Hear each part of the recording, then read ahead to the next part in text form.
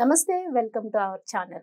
ప్రస్తుతం మనతో ప్రముఖ ఆధ్యాత్మికవేత్త ఆస్ట్రాలజర్ సత్యనారాయణ మూర్తి ముల్లపూడి గారు ఉన్నారు. వారితో మాట్లాడదాం. నమస్తే గురు. నమస్కారం.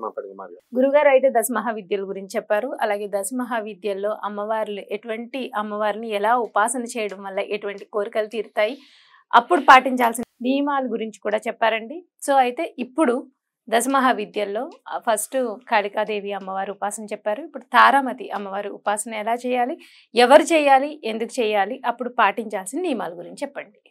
దశ మహావిద్యల్లో తారాదేవి ఎలా ఉంటుందంటే కాళికాదేవి లాగే ఉంటుంది. ఈమె కూడా కత్తి పట్టుకొని ఇలా ఉంటుంది. కాళికాదేవి నల్లగా ఉంటే ఈమె బ్లూ కలర్ లో ఉంటుంది. ఇది తేడా. ఈమె ఎవరికి అని అంటే ఎవరైతే చదువు రాదో, పాపం మందబుద్ధితో పిల్లలు ఉంటారో, తెలివితేటలు లేవో, డల్ గా చదువు విద్యలో డల్ అవుతారో, లాటరీల్లో నష్టపోతుంటారో, షేర్స్ లో డబ్బులు పెట్టి నష్టపోతూ ఉంటారో, చిట్టి పాటలు లాస్ అవుతూ ఉంటారో, అటువంటి వాళ్ళకి తారాదేవి ఉపాసన చేసుకుంటే బ్రహ్మాండం. అంటే విజ్డమ్ కి దేవత ఇవ, అంటే బుద్ధి బలానికి దేవత, గురుణ్ణి కంట్రోల్ చేస్తుంది. కాబట్టి గురుడు ఎవరికైతే అష్టస్థితిగతుడైనటువంటి గురుడు ఉంటాడో అటువంటి వాళ్ళందరినీ కూడా అష్టమ గురుడు దోషాన్ని పోగొడుతుంది. తర్వాత అర్ధాష్టమ అష్టమ వ్యయ గురుడు ఖర్చులు ఏమండి మాకు ఎక్కువైపోతున్నాయండి కష్టాలు అని అనుకుంటారు చూసారా, అటువంటి వాళ్ళ కష్టాలన్నీ కూడా తొలగిపోతాయి. కేవలం ఈ అమ్మవారికి చేసుకోవాల్సింది ఏమిటంటే నామ జపం చేసుకుంటే చాలు, మంత్ర జపం చేసుకుంటే చాలు. మనము ఇచ్చినటువంటి మంత్రాన్ని వాళ్ళు జపం చేసుకుని క్లియర్ గా తీసుకొని సాధన చేసుకుంటే బ్రహ్మాండంగా పనిచేస్తుంది, అందులో డౌట్ లేదు. తర్వాత ఈ తారాదేవిని ఎవరు పూజ చేశారంటే రావణ బ్రహ్మ చేశాడు, శ్రీరామచంద్ర ప్రభువు చేశాడు. శ్రీరామచంద్ర ప్రభు ఏమో ధర్మాన్ని గెలిపించడం కోసం చేశాడు. ఈయనేం చేశాడు, రావణాసురుడు రాముడి పైన విజయము సాధించాలి అని రాముడు వేసే బాణాల నుంచి రక్షణ కోసం అడుగుతాడు. రాముడు ఏ బాణం వేస్తే ఆ బాణాన్ని నుంచి రథం పగిలిపోకుండా వీటికి రక్షణ కింద పనికొస్తుంది. అయితే ఆంజనేయ స్వామి కనబెడతాడు, ఏంటి ఈ వెళ్ళి రథాన్ని కొడుతుంటే ఆ రథానికి ఏం కావట్లేదు, రావణాసురుని మాత్రమే రక్షిస్తుంది బాణం. ఆ తర్వాత తారాదేవి దగ్గర శాకిని డాకినీలు ఉంటాయి. మహోజ్వలంగా శ్మశానంలో చితి కాలుస్తూ ఉంటే ఆ చితి కాలినటువంటి దానిపైన అమ్మవారు మహోగ్ర రూపంలో ఉంటుంది. పరమేశ్వరుడే అంటాడనమాట.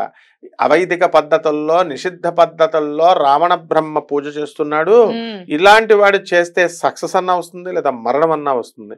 ఇప్పుడు అమ్మవారు ప్రత్యక్షం అవుతుంది. ప్రత్యక్షం అయితే తట్టుకునేటటువంటి దమ్ము రావణాసురుడు గుండె ఆగిపోకుండా ఉంటే వీడి సక్సెస్, ఇక్కడ ఆగిపోతే ఇక్కడ మోక్షం వీడికి.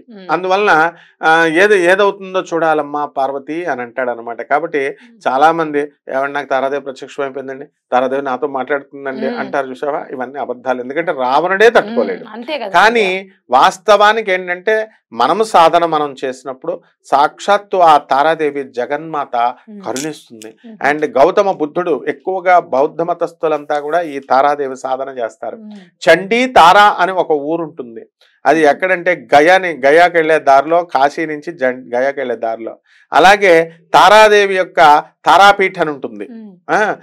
ఈ తారాపీఠకి కనుక వెళితే అక్కడ తారాదేవి యొక్క ఒరిస్సా, బీహార్, బెంగాల్ ఇవన్నీ ప్రాంతాలలో కూడా తారాదేవి అమ్మవారి యొక్క పూజలు హిమాచల్ ప్రదేశ్ వరకు బ్రహ్మాండంగా నార్త్ లో ఎక్కువ జరుగుతాయి. కాబట్టి వాళ్ళు ఎలా చూస్తారంటే అమ్మవారిని, కాళికాదేవిని, తారాదేవిని మనం ఎలాగైతే లక్ష్మీదేవిని, సరస్వతి దేవిని చూస్తాం అంత ఈజీగా దేవతగా చూసుకుంటారు.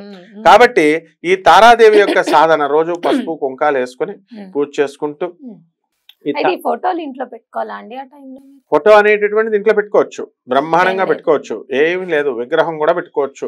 రోజు మాత్రము పూజ అగరబత్తీలు వేసి అలా చందనం గంధం వేసుకుంటూ షోడశోపచార పూజ చేసుకోవాలి. ఓం తారాయ నమః అని తారా సహస్రం ఉంటుంది, తారా అష్టోత్తరం ఉంటుంది. మనకులాగే తారా మంత్రాలు చదవడం వల్ల ఏ విధమైనటువంటి సైడ్ ఎఫెక్ట్స్ రావు. అండ్ శ్రద్ధ అనేటటువంటిది అవసరం.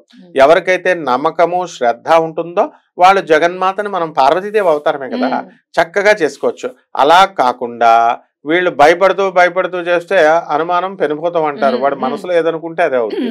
దీనివల్ల ఏంటంటే విపరీతమైనటువంటి వశీకరణ శక్తి వచ్చేస్తుంది. ఆడవాళ్ళకేమో మగవాళ్ళ చుట్టూ తిరుగుతారు, మగవాళ్ళ కనుక ఈ పూజ ఆడవాళ్ళ వశీకరణ శక్తి అనేటటువంటిది బ్రహ్మాండంగా మనకి వీళ్ళకి వస్తుంది అనమాట. అలాగే అంతేకాదు వశీకరణం అనగానే ఆడవాళ్లే అని అనుకుంటాం కదా, అలా కాకుండా ధనాకర్షణ, జనాకర్షణ, ఉద్యోగంలో ప్రమోషన్స్, గురుడే కదా మనకి ఇచ్చేది ప్రమోషన్స్, పదవి. ఆ తర్వాత తారా అమ్మవారికి ముఖ్యంగా మనకి ఏమండి భౌతిక సుఖాలే ఇస్తుందా అండి, మరి మోక్షం ఇవ్వదా అండి అనుకుంటాం కదా, మోక్షం కూడా ఇస్తుంది. తర్వాత వర్చస్సు విపరీతంగా పెరుగుతుంది. అనారోగ్యంతో బాధపడుతున్నటువంటి వాళ్ళ యొక్క బాధ పోతుంది. ముఖ్యంగా డయాబెటీస్, షుగర్ వ్యాధి ఉన్నటువంటి వాళ్ళు ఈ అమ్మవారిని కనుక పూజ చేసుకుంటే వాళ్ళ షుగర్ వ్యాధి తగ్గిపోతుంది. అలాగే జూపిటర్ ఎంతసేపు కూడా లివర్ దానికి సంబంధించినటువంటి వాడు, జాండిస్ వ్యాధులు తగ్గుతాయి. అండ్ రెండవది ఏంటంటే ఈ యొక్క కామెర్లు కూడా తగ్గిపోతాయి. లివర్ కాంట్రాక్షన్, ఎక్స్పాన్షన్ ఉన్నటువంటి రోగాలు కూడా తగ్గిపోతాయి. అంటే ఏమండి గురుగారు మరి మందులు వాడక్కర్లేకుండా తగ్గిపోతాయా అండి అని డౌట్ ఉండొచ్చు. అసలు మనం మేకలను చూడండి,